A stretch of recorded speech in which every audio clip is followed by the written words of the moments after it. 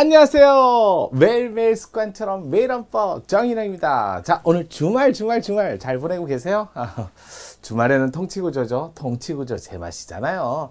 자, 요번 한 주 잘 보내시고 다음 주 딱 보내시면 또 명절이 우리 앞을 기다리고 있습니다. 좀 명절이 요번에 대치휴일이 생기면서 좀 길어졌어요. 뭐 어떻게 보면 좀 기회도 되고 어떻게 보면 또 힘든 사람도 있잖아요. 우리 같이 갈 수 있는 방안도 잘 고려해야죠.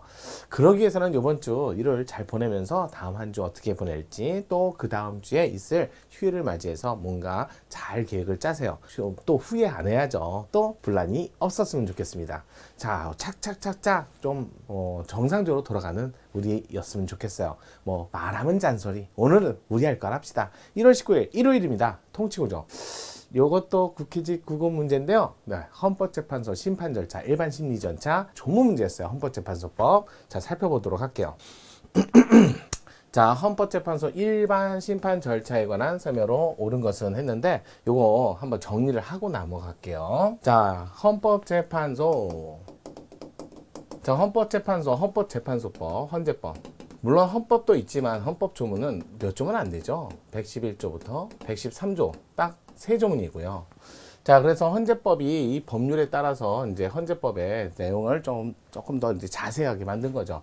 이 헌재법에 따라서 재판 절차는 대부분 다 거의 비슷합니다. 요건 절차 있고요. 그다음에 본안, 심리 절차 있고요. 그다음에 마지막 결정 또는 선고 절차라고 하는데, 솔직히 말해서 선고 절차라고 따로 헌법재판소는 따로 얘기를 안 하는 이유가 선고하고 나서 일정 기간이 지나서 확정되는 건 1심, 2심, 3심이 있기 때문에 그런데 뭐 헌법재판소는 그런 개념이 아니다 보니까 선고일이 곧 확정일, 결정이 돼요.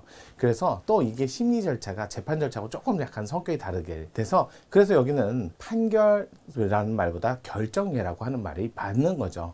그래서 요건, 본안심리, 결정, 선고 이거는 재판 절차는 거의 다 유사합니다. 요건이라는 건 갖춰야 시작합니다. 라고 해서 본안 전 요건이자, 자, 그런데 이 요건은 본안 전에 갖춰서 본안이 끝날 때까지도 유지하고 있어야 돼요. 그래서 성립 요건이자 유지 요건을 본안 전 요건이자 본안 요건 이렇게도 표현을 해요. 본안 전에 갖춰야 되고 본안 내 때도 유지해야 된다. 그래서 성립 요건이자 유지 요건이다. 이런 표현을 이렇게 씁니다.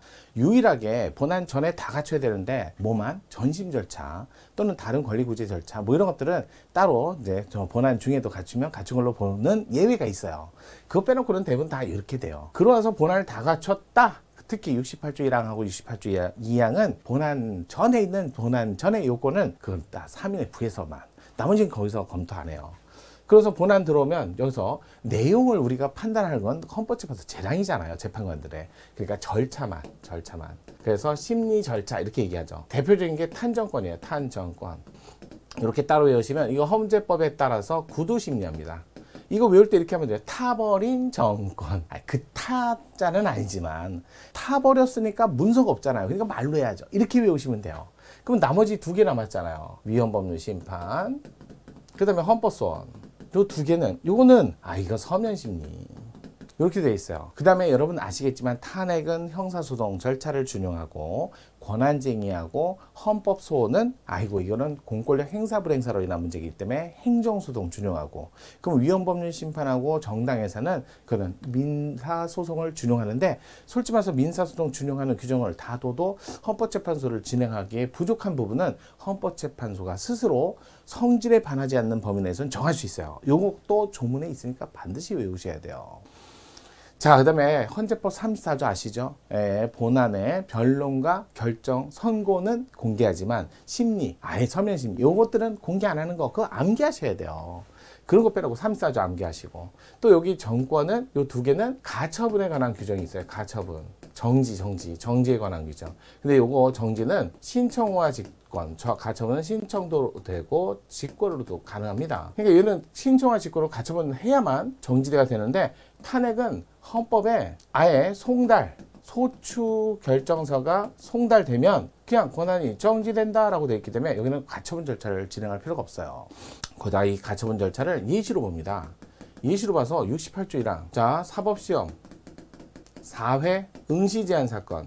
여기서 이걸 예시로 보니까 그래서 이거를 받아들였죠. 사법시험 4회 응시제한 사건에서 이걸 받아들인 거죠. 그래서 요거 가처분 인정한 사건이 있어요.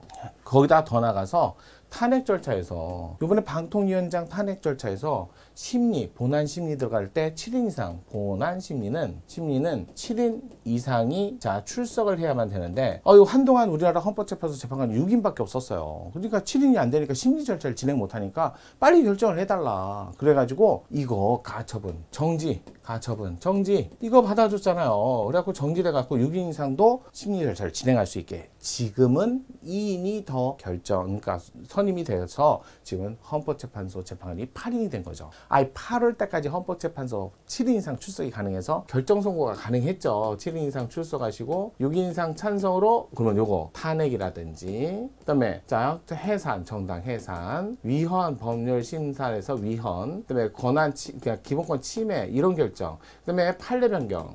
판례라고 할게요. 결정례 변경. 이건 6인 이상 찬성인데 요거까지는 헌법에 써 있고 요거는 법률에 써 있잖아요. 법률에. 그리고 이런 거 암기하셔야 돼요. 나머지는 7인 이상 출석하시고 과반수에 5인도 아니고 과반수 찬성, 과반수 이상의 찬성을 얻으면 이거 권한쟁의, 그 다음에 헌법재판소 재판관회의 이런 것들 있잖아요. 이거 암기하셔야 돼요. 그러니까 과거에는 6인밖에 없다 보니까 8월 달까지는 헌법재판소 결정례가 있었는데 9월, 10월, 11월, 12월 판례가 없어요. 왜? 7인이 안 되니까 결정을 못 하는 거지. 이건 뭐 가처분 신청할 게 아니잖아요. 심리 절차에 가처분을 해서 6인으로도 심리를 한다 쳐도. 그런데 이제 드디어 1월 달에 헌법재판소 재판관 2분이 더 임명이 되셨고 그래가지고 8인 체제가 됐기 때문에 심리 절차를 진행해서 결정까지 갈 수 있게 된 거죠. 그러니까 1월 달부터는 헌법재판소 결정례가 나올 거예요. 많은 분들이 질문을 하셨어요. 왜 8월 달 이후에는 헌법재판소 안 하시냐고. 안 한 게 아니라 없었습니다. 할 수가 없었으니까요. 이제 나오면 바로바로 정리해 드릴게요. 제가 이런 식으로 심리 절차 진행을 하는 거예요. 그러니까 암기하셔야 돼 이거. 탄정권 암기하면 딱 좋지 않나요? 34조 암기하시고 헌법재판소 결정례 중 위헌 결정의 기속력 47조 이런 것들은 반드시 암기하셔야 돼요.